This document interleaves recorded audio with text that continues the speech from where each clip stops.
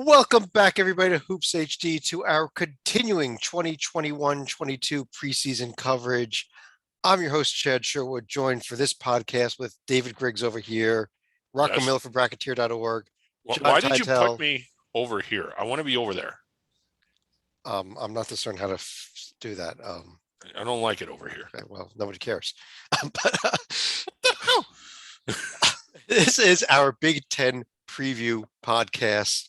We're going to be looking and talking everything about the upcoming season in the Big Ten. In fact, you will not have to watch the Big Ten season this year because we're going to tell you exactly what's going to happen.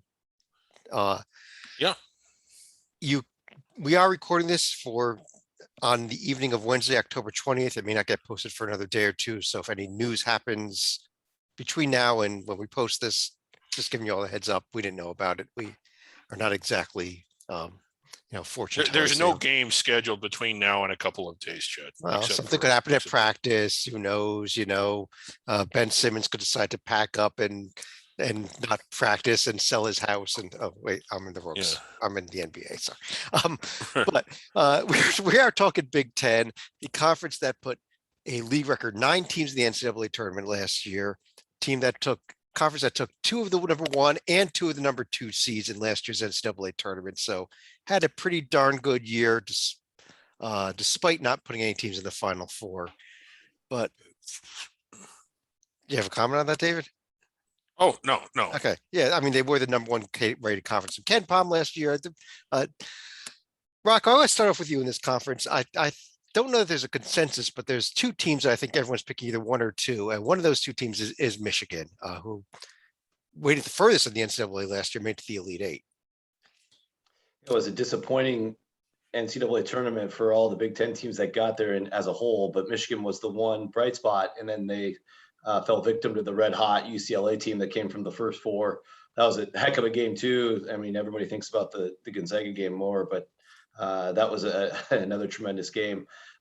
Michigan returns Hunter Dickinson. I think that's the big news of the offseason. There was a really good opportunity for him to get drafted, and he decided to come back. And I mean, he just is a matchup nightmare. Coming back for his sophomore campaign, he'll be one of the best bigs in the country. There's another really good big coming back in this league too. That'll be fun to see them clash. We only got to see it once last year. And Eli Brooks is back, Brandon Johns, Terrence Williams. They bring in Devontae Jones, one of the hottest names out of the transfer portal, one of the best players in the Sun Belt last year. So yeah, they're totally loaded. Great recruiting class on top of all of that to add in some depth. I do think sky's the limit. All we know so far of Juwan Howard as a coach is the last 2 years he's been basically in the top 5 both years, almost throughout the entire season, both seasons. So it's really hard to predict them anywhere else, but like at least a top 10 team. So I think sky's the limit, and would not argue with anybody that has them as a 1 seed to start the year. Yeah, absolutely. That's a good point, Rocco. When they hired Juwan Howard, I was a little surprised. I mean, he was a big name. He has connections to Michigan, but he had no real head coaching experience. And I may have said a thing or 2 or 10 or 30 or maybe even more things about how I just thought it would crash and burn. He has not. He has done a very, very, very good job. He's had them, as you said, ranked in the top 10 basically his whole tenure there. And he is, in addition to being an excellent recruiter, he's an excellent bench coach. I got to give the guy props. Yeah, and Titel, we don't want to overlook the newcomers here. Caleb Houston and Diabate, or Bite, I'm not sure how you pronounce it, 2 of the top recruits of the nation, are they not? It's amazing. I never know how former NBA guys are going to do as recruiting gurus. And we've seen early this year, Penny Hardaway has been able to bring in a great class in Duren and Bates. And Patrick Ewing has now the Big East preseason player of the year, freshman of the year in Aminu Muhammad. So these guys can get the big name recruits. And that's exactly what Juwan Howard's done. It doesn't help that he has a kid named Jed who's going to be a big recruit next year. But they have arguably the best recruiting class in the country, which is why they can afford to deal with losing a couple of players and just restocking and reloading from year to year. So do you think this is a Final Four caliber team this year? Of course they are. I'd almost pick them to make it this year just because they are so good. I can't until I see how the freshmen do. But on paper, they're good enough to do it. Paper, they're good enough to do it. Well, let me stick with you. Is there another team in the Big Ten that's also Final Four caliber, in your opinion? There's a few. I will go with the Boilers in terms of where they were to where they are. So we're talking about a team that was 18-10 last year. Doesn't sound good, but let's dive into the numbers. Only home loss all year was to those Michigan Wolverines. So you were worried, oh, they're a bit of a home court hero, right? Well, you look at the 4 losses they had away from home since early January. 1 point at Maryland, 3 points at Minnesota, Big Ten tourney in overtime to the Buckeyes, and NCAA tourney in overtime to North Texas, which obviously is a big upset.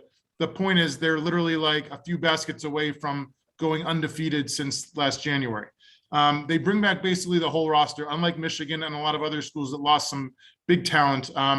We're talking an All-American in Travion Williams, one of the biggest centers in the nation in 7'4", Zach Edey, who's got another year under his belt, almost made the Canadian Olympic team and almost helped them make the Olympics. Close, no cigar. And then a sophomore guard in Jaden Ivey, who all he did was win a gold medal last summer with Team USA at the FIBA U19 World Cup. The NCAA tourney and Big Ten tourney were in Indianapolis last March. This March, they're back in Indianapolis for the Big Ten tourney. So I think the path is there for Purdue to get a very high seed this year. I believe there's Indianapolis is one of the sites for the first 2 rounds as well. So I think we played for that. But David, go ahead. To build on what he just said, even though they had those, they were a protected seed. And as Titel outlined, they were very close to being way higher than that. Like if those 3 games go their way, they were about 10 points from being on the 2 line, perhaps. And yes, while they lost early in the NCAA tournament, and I think sometimes what a team does in the tournament, people get a little too hung up on that when forecasting the following year. This was a Purdue team that was a 4 seed that could have been a 2 seed, had 10 more points gone their way, and they return everybody and they add some good pieces. Holy crap, is this team good? Well, I think they have the potential to be good. Yeah. Let's wait till it plays out, obviously. But Rocco, beyond Michigan and Purdue, I'm also seeing a little love in the media for a 3rd team to maybe challenge for the top spot. I don't think I'm with it, but how about the Illini? Good question. Yeah, I feel the same way, Chad. I think as you in a lot of ways there. I would put Michigan and Purdue a clear cut above, but Illinois bringing back Kofi Coburn, huge news for them. 7-footer, just a beast inside, had an incredible year. I think the last taste we had in our mouth was him getting outshined by Crut in the upset loss to Loyola Chicago. But he's a special talent. And then, everything we're hearing and reading and what we saw last year, and not the alpha role, but he's going to assume the alpha role is what we're hearing is Andre Curbelo, a potential All-American. Again, he's got to take that leap that a lot of people think he's capable of. I do like Alfonso Plummer coming in from Utah, a guy that I'm very familiar with, a really deadly perimeter shooter. You cannot leave him open. He's capable of going off for 30 if you leave him open. Omar Payne was a quality role player at Florida. I think that's a nice addition as well. And plus, 3 more redshirt seniors to mix in, led by Trent Frazier. So the roster is pretty strong. Here's the thing that worries me about Illinois. Their 2 best assistant coaches bolted for Kentucky.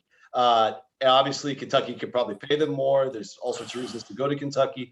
But if Illinois was a 1 seed last year and Underwood's got all this talent, it's a weird time, in my opinion, for them to bolt. Maybe there's something more going on behind the scenes. I just want to hedge this. I don't want to put them at the very top right now. So I'm going to put them a little lower. I think I've got them 12th right now overall in the nation and a safe 3rd place in this league. Yeah. But John, it's they do have to make up for 20 points and 5.3 assists per game from Desuma, who is gone now. So there is a hole that's got to be made up for there, unlike some of these other teams we've discussed already. I would argue there's a couple holes. I believe Adam Miller left for LSU. Sadly, they just announced today he had a horrible injury and he's probably done for the year. Trent Frazier started all 31 games, gone. If I'm opposing Illinois this year, I'm hoping Andre Curbelo is not an All-American, and I'm triple teaming Kofi Coburn because he's the only guy who's going to take this team to those heights. And he's big enough and good enough to do it, but I'm not worried about Curbelo on any even close to Kofi. Trent Frazier is gone? I thought so. Correct me if I'm wrong. I believe he should be good to go. He was named somebody's defensive player of the year in the league just recently. Yeah. Unless he's hurt or something. I thought maybe I missed something there about an injury or something. But I understand it was a Trent Frazier had decided. No, I'm totally wrong, I guess. My bad. Okay. All right. No I thought you had news I didn't have, so I was going to defer to you on that. But David, maybe beyond these top three teams, is Illinois a protected seed caliber team this year? Yeah, just one word answers around the board. I would say caliber, yes, but I think they gotta still prove some things. Yeah, right. I would say that not to beat you up, John, on this. I think with Trent Frazier, I think they are, but because Trent Frazier's a good player, Illinois, and he plays for Illinois. Yeah. best defender. Yeah, that's important. Yeah. David, beyond these top three, who do you think the next best team is in the conference? I think that you have a smattering of top 25 teams. Right. I like Ohio State. They were good last year, a 2 seed last year, and they have they were pretty good last back. I'm sorry. They were pretty good last year. Yes. Yeah, and 4 starters are back, and again, early exit from the NCAA tournament. I think that when forecasting this year, people look at the one game against Oral Roberts that they lost and not the 30 or so that they played before that. But with 4 starters back from a team that had that high of a seed line, and I'm a huge fan of their head coach. I've liked Chris Holtmann since his days at Gardner-Webb.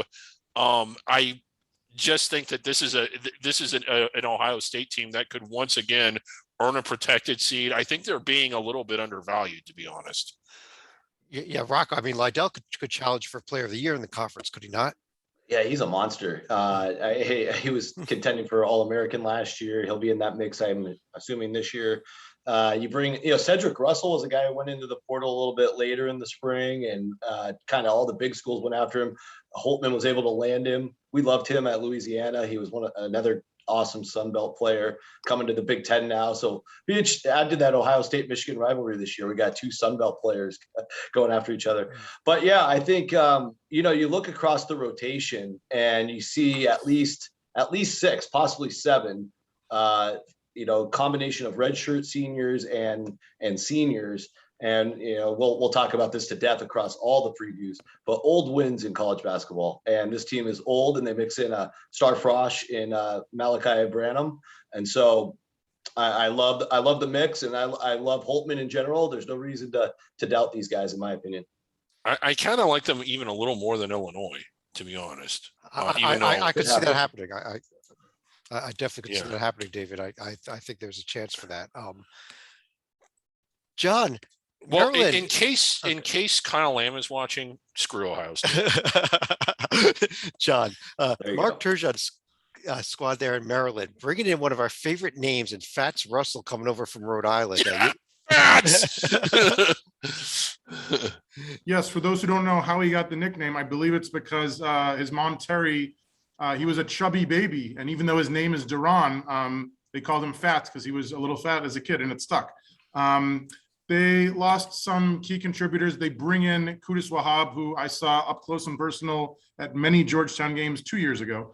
And he was and is sensational. And I think that he's going to immediately become the star of the team. They still bring back Eric Ayala and Dante Scott. But I think that Turgeon has a nice little cupboard. I think arguably the most assistant piece is his new assistant coach. Anybody remember who that is? No. I'm blanking on this one. I should Danny know. Manning. Oh, okay. Of course. Yes. Oh, yeah. Nice, John. He had some good years at Tulsa and at Wake, I think. And he actually could use a Tulsa, and he coached at Wake. Yeah, he got to the playing game one year. Okay, yeah. He was pretty good at Kansas also in a different role. As a player. Yeah. but David, Maryland team, is this one of those teams you're thinking of as a possible top 25 borderline team here? Borderline, yeah. Okay. I don't know if they're going to stay in the top 25. They might start there just because I could see them beating up on a lot of the teams we haven't talked about yet, but I don't like them quite as much as anybody that we have talked about.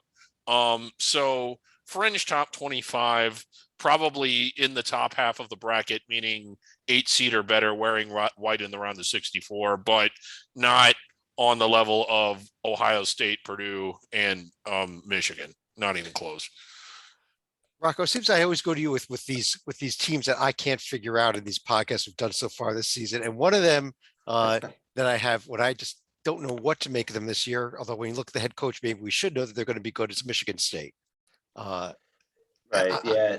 I kind of sneak previewed it for you before we started recording. That this is a team I'm a little torn on.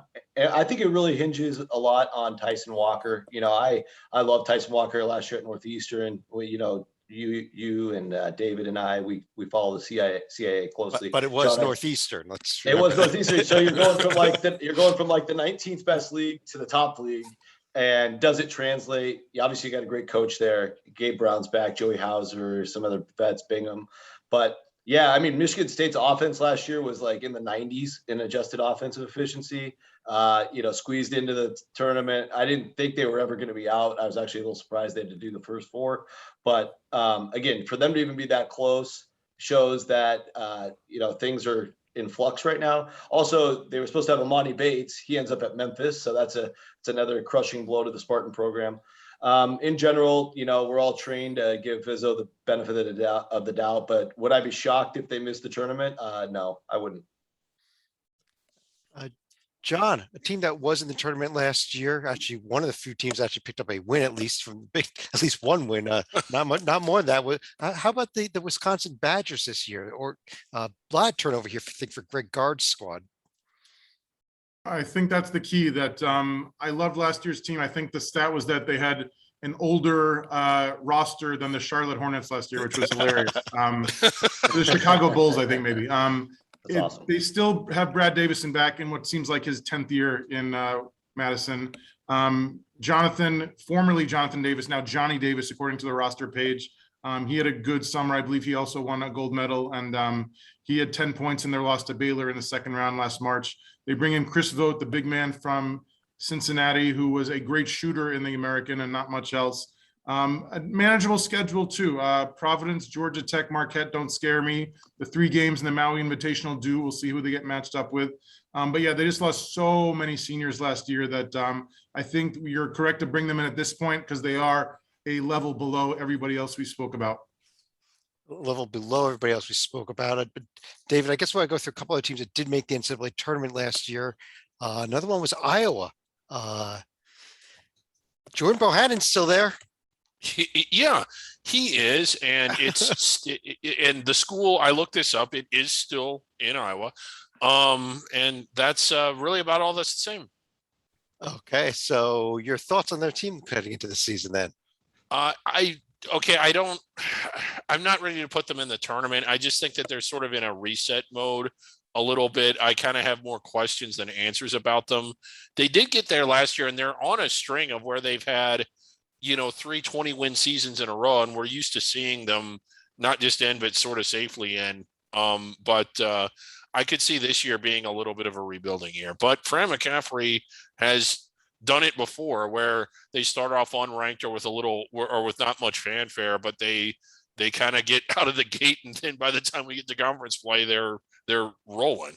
Yeah, but by the end of the season, I think we see Bohannon with school, and he already has a bunch of school records. I believe some conference records falling to Bohannon, especially on the 3-point line. But yeah, I gotta go to my school next. I think we go Rutgers. They're the only school that was in the tournament last year that we have not yet discussed. Steve Peikel's crew here, unfortunately, Jacob Young gone, transferred. Miles Johnson transferred. Montez Mathis transferred. Rocco, Geo Baker there. Ron Harper there.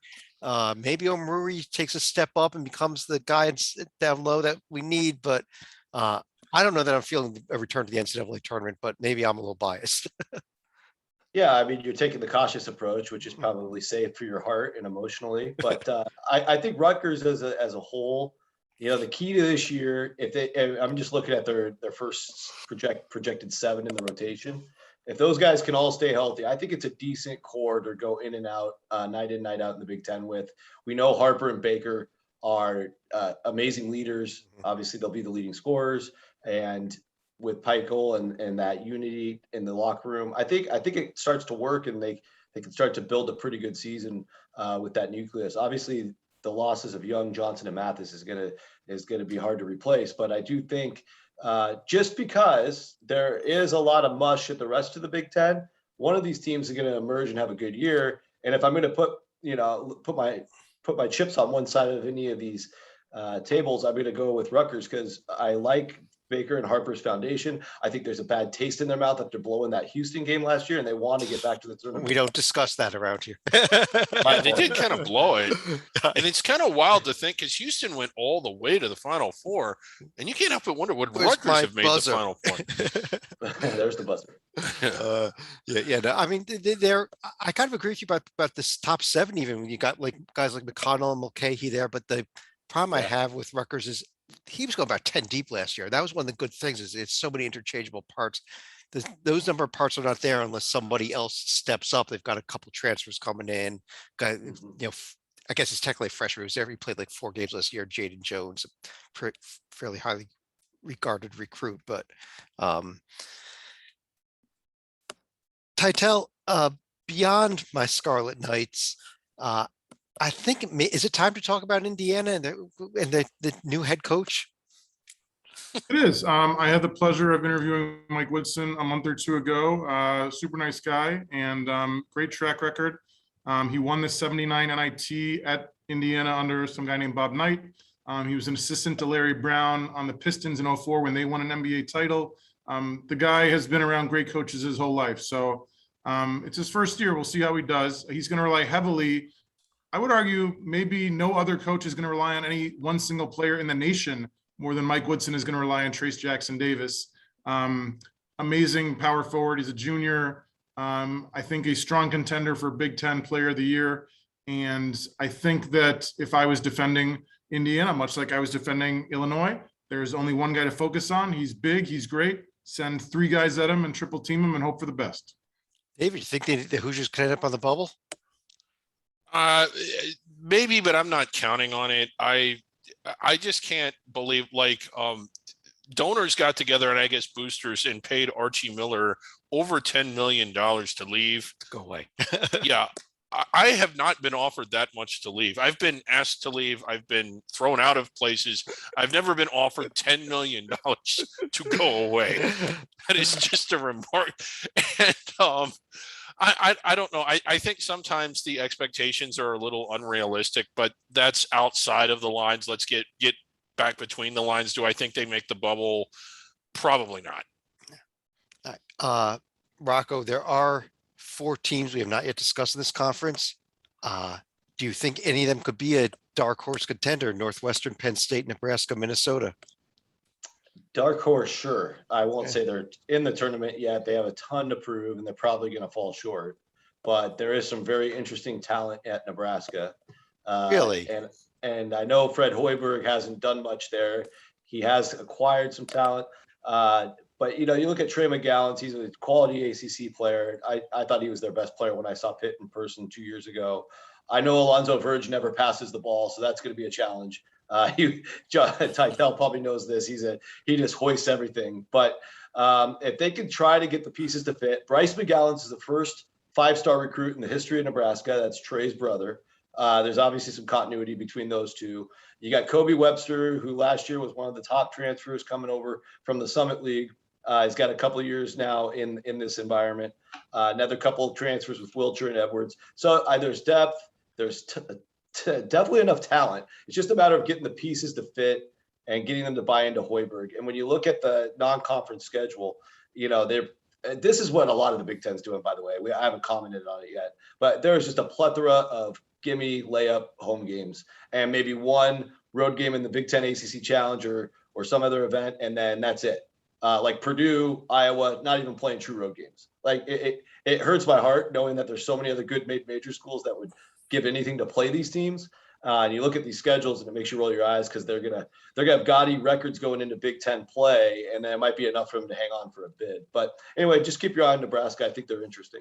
I'm just shocked you're making a case for a team that lost 20 games in a COVID shortened season last year and finished dead. That's why they got rid of everybody. Well, I just don't see it. this program under Tim Miles would have been great. Buzzer. But I don't know. It's interesting you brought that up about the schedule, Rocco, because I would almost look at it the other way. Is the Big Ten giving themselves enough chances to build out enough quality out of conference? Because when all you do is go to the bakery, the committee's going to see that. And if they don't, we'll be sure and point that out to them. Absolutely will. Yeah. John, I asked you about one new coach. How about another new coach? How about Penn State, where Micah Shrewsbury takes over? No, sir. I'm going to talk about Ben Johnson, the first-year coach at Minnesota. Okay, let's talk about Minnesota then. Let's do it. Nice. I hate first-year coaches in general. I do like guys who have been trained by other coaches. What the first-year coaches ever do to you? Hate first-year coaches. There's a chance. I'm just telling. And if he was a Canadian Olympic runner, I love him. But this Ben Johnson, his claim to fame is that he worked for both Dick and Tony Bennett at Washington State, two coaches who I have much respect for. So if he learned half of what they taught him, I'm sure he'll be okay. They also have a ton of transfers, as does every team. Losing Marcus Carr is going to kill them because he was amazing last year. But they got E.J. Stevens from LaSalle, Luke Lowy from William & Mary, Peyton Willis from like 3 other schools, Sean Sutherland from New Hampshire, Jameson Battle from GW. So I think it's going to take some time. And they have a bunch of guys who can shoot from the outside. I don't know if they have a point guard or a big man. Maybe they can make 15 threes a game and get a couple wins. But I believe in Ben Johnson. Well, it's kind of like an expansion team. You got a new coach, all new players. I mean, when your top 7 players go after the season, it's I think they're going to have a hard time avoiding the last place. But David, I did mention Penn State. You want to talk a little Penn State?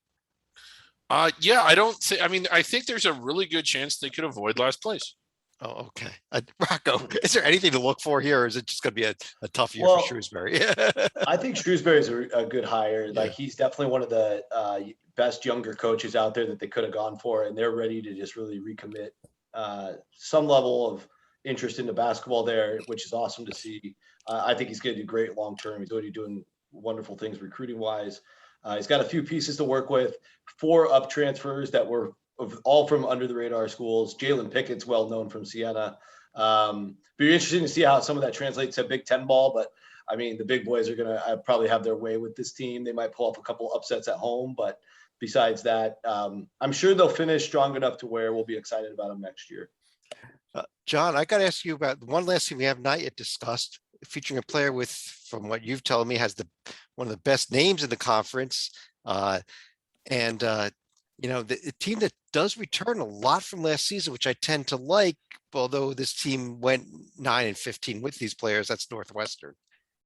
You can have Fats Russell. I want Boo Booey, baby. You know it. He's only a junior, so we get him for another year. The best player, I think, on the team is probably Bowie, but might be Pete Nance, senior forward. His dad, Larry, played in the NBA forever. His brother, Larry Jr., is now in the NBA. Chris Collins, speaking of guys who have fathers who were great players, Doug is his father. Sadly, I'm worried the best player on Northwestern is assistant coach Taylor Battle, who's an All-American 10 years ago and still remains the greatest scorer in school history. Yeah. I guess at this point, that is all the teams, unless we missed somebody. But I don't think we did. But I'll just run through each of you here and have you tell me how many teams are going to, who's going to win the regular season title? How many bids are going to get out of this conference?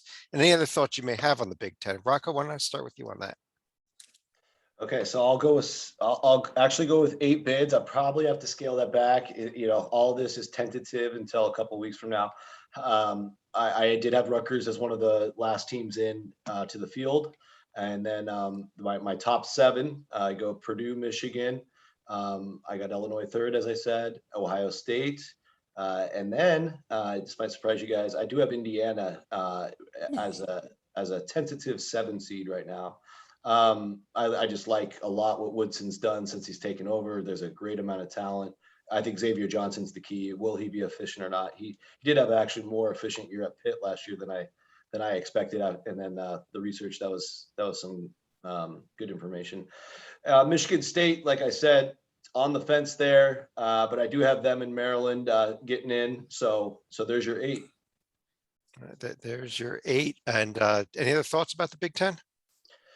Yeah, in general, I remember doing this exercise last year, looking top to bottom, and you had 10, 11, 12 teams that were just like, holy crap, these guys are like clearly top 40, top 45.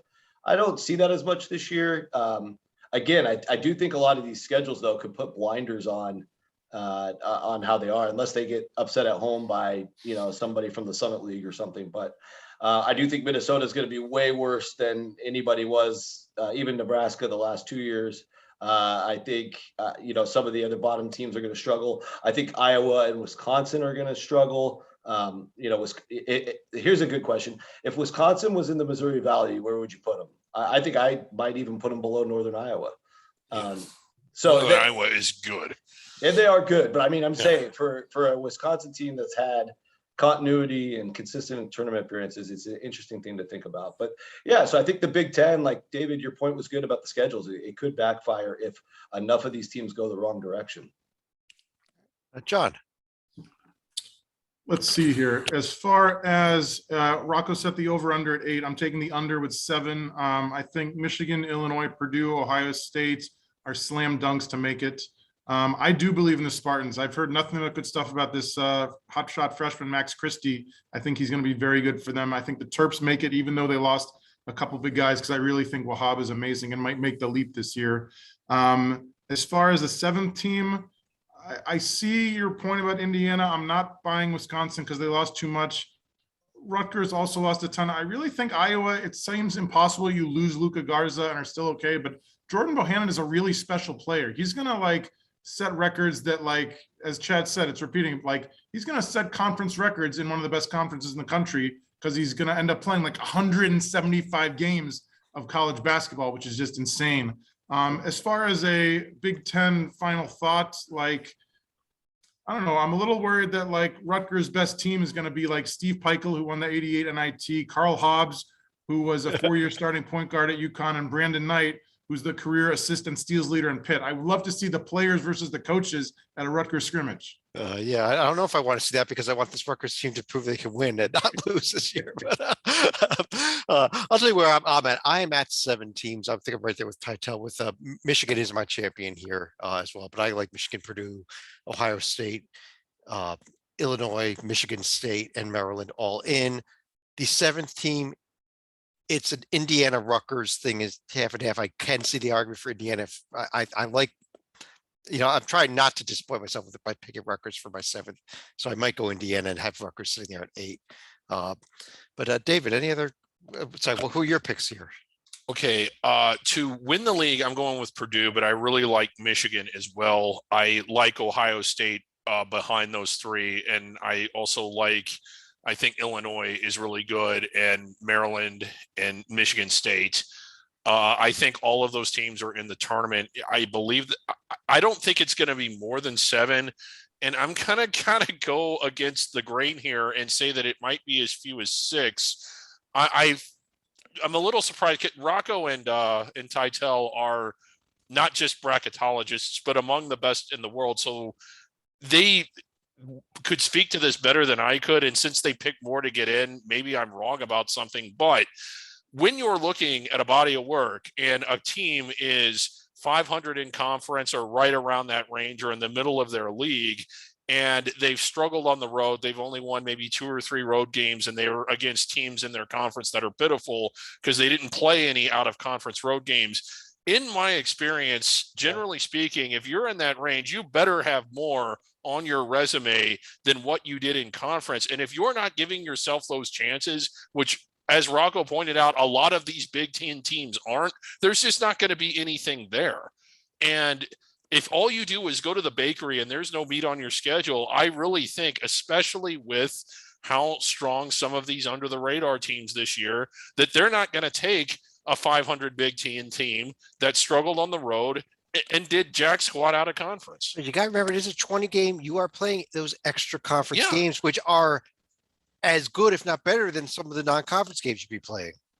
They are, but you still got to, you still got to win them. You still got to go on the road and do something. You can't penalize a team for playing its conference opponents if they're playing extra conference opponents. Of course you can. If they didn't play any out of conference games.